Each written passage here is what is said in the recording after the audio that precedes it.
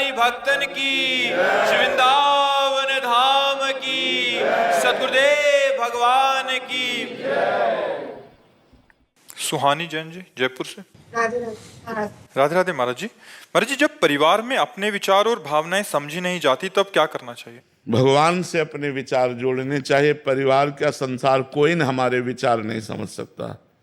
हम अंदर से आपके प्रति जो व्यवहार करेंगे उसका परिणाम हमको प्रतिकूलता ही मिलेगी। आप हमारे विचारों को नहीं समझ पाएंगे। हम आपको हृदय से प्यार करते हैं लेकिन आपको उसमें छल कपट दिखाई देगा। आप प्रतिकूल व्यवहार करेंगे तो हमको हमारा हृदय जलेगा कि हमने तो वास्तविक हृदय से प्यार किया और ये छल कपट कर रहा है।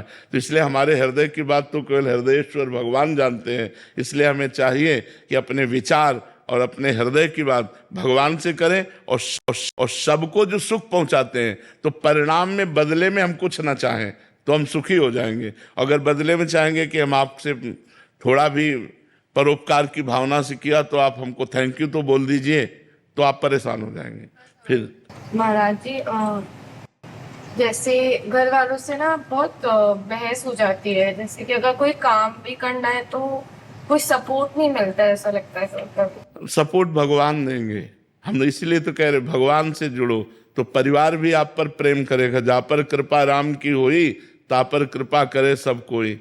अपने अपने विचार हैं, आपके अपने विचार हैं, आपके भाई के अपने विचार हैं, पिता के अपने विचार हैं, चाचा के अपने विचार हैं, लेकिन भगवान आपके विचार को जानते हैं। और अगर आप भगवान से जुड़ी तो आपका विचार पक्का होगा जिसका प्रभाव सबके ऊपर पड़ेगा। देखो, संतों का विचार क्यों समाज के ऊपर पड़ता है?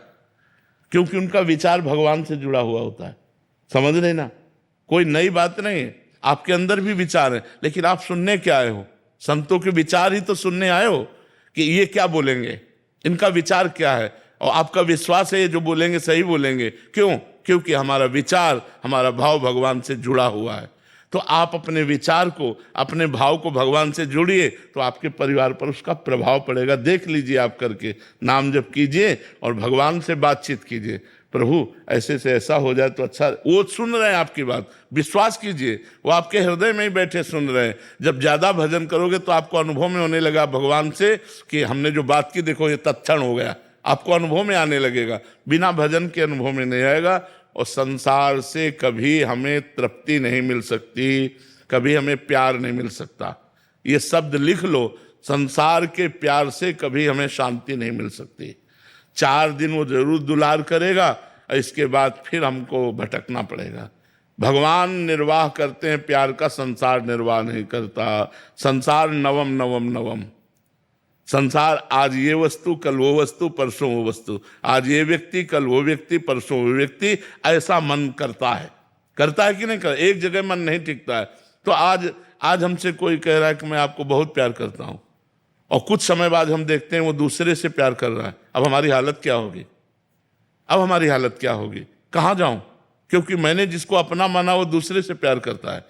ये हालत है संसार की। इसलिए भगवान को साक्षी करके अपने प्यार को भगवान में समर्पित करो और भगवान जहां समर्पित कर दें जैसा, वहां रोल करो प्यार का।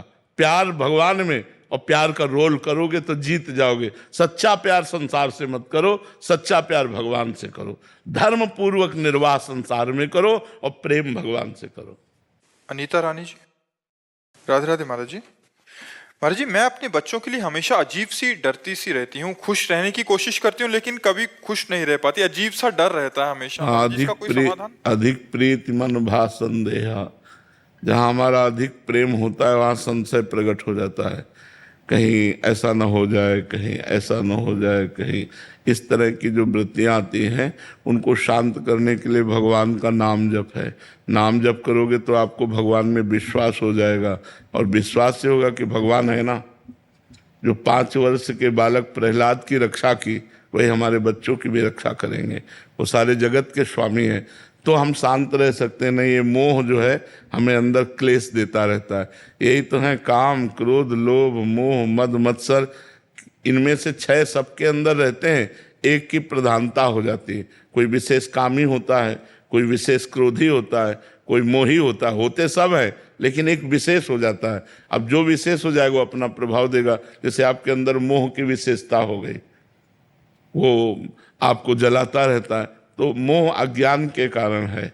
जब जो लिखा हुआ है वो होके रहेगा, तुम्हारे सोचने से थोड़ी है। भगवान का भजन करो, भगवान से प्रार्थना करो, आपका, आपके बच्चों का, आपका परिवार का मंगल हो, क्योंकि भगवान मंगल भवन है। उनके भजन से ही आप में विश्वास जागृत होगा, और विश्वास से हृदय आनंदित रहता है, संशय से हृदय जलता रहता है। तो संशय मत करो, कुछ नहीं होने वाला। जो होगा उसे तुम टाल नहीं सकती, और जो नहीं होने वाला वो होगा ही नहीं। तो नाम जप करो भगवान का, आनंदित रहो। प्रकृति जी।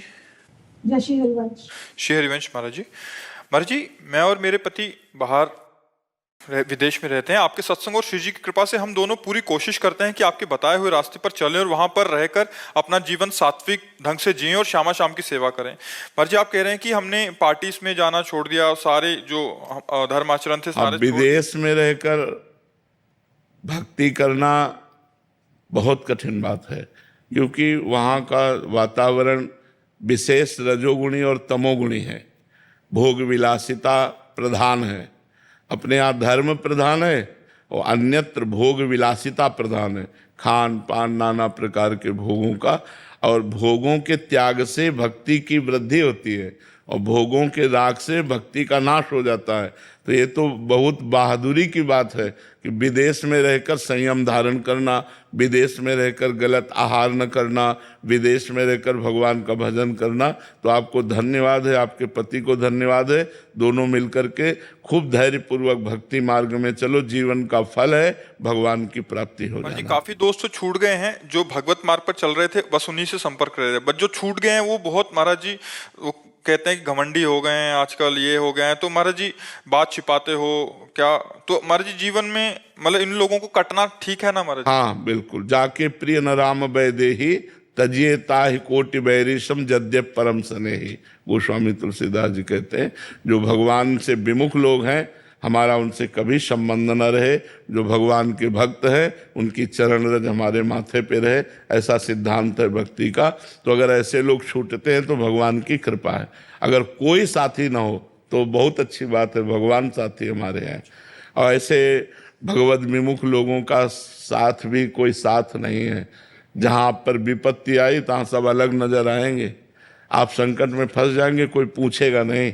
ये स्वार्थी लोग हैं, भगवान ही संकट में सहयोग देने वाले हैं। इसलिए भगवान से प्रार्थना करो कि आपके भक्तों का संग मिले, और आपसे जो विमुख जन हैं इनसे हमारा कोई संबंध न हो। इनका छूट जाना ही अच्छा है। उसमें सोचो मत कि हमारे पास इतना समुदाय जुड़ा था, अब वो समुदाय छूट गया तो हम अकेले पड़ गए। नहीं, विश्व का रचयिता भगवान जब तुम्हारे साथ है तो तुम अकेले कैसे हो सकते हो जी। चिन्मय जी, नागपुर से। राधे राधे महाराज जी। महाराज जी, भजन करने के साथ और क्या करना चाहिए जिससे प्रभु की भक्ति प्राप्त हो और मन ना भटके और मन की व्याकुलता बढ़ी रहे? भक्तों का संग, भक्तों का संग, भगवत भक्तों का संग। भगवान के भक्तों के संग से भक्ति घनीभूत होती है। भगवान के भक्तों के संग से विकारों का नाश होता है। भगवान के भक्तों के संग से भगवान की महिमा जागृत होती है। भगवान के भक्तों के संग से हम में भक्ति करने की क्षमता जागृत होती है। इसलिए बड़ा दुर्लभ है, महत्संगस्तु दुर्लभो। भगवान के प्रेमी भक्तों का, जो वास्तविक भक्त हैं, उनका संग मिलना बड़ा कठिन है। यदि उनका संग मिल जाए, भक्त संग, तो उमा परम लाभ यह है जाना। संतों का संग ही भगवान शिव कह रहे हैं परम लाभ है। उमा संत समागम सम न लाभ कछुआन।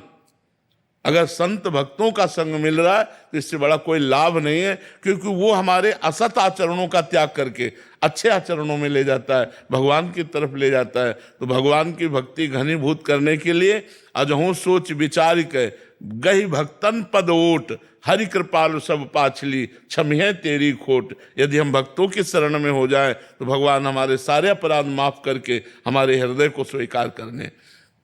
भक्त चरण धरि भाव तरत भव सिंधु अगाधा।